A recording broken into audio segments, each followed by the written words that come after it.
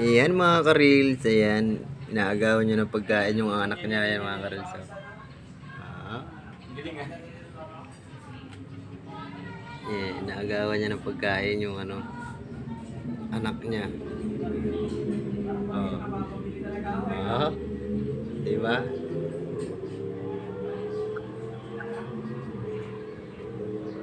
Oh, gagalit yung anak. Oh, oh, kinamlot na.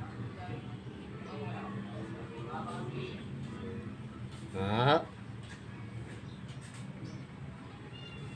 ayan. Yung dalawang anak niya. Yung isa tahimik, busog na yata.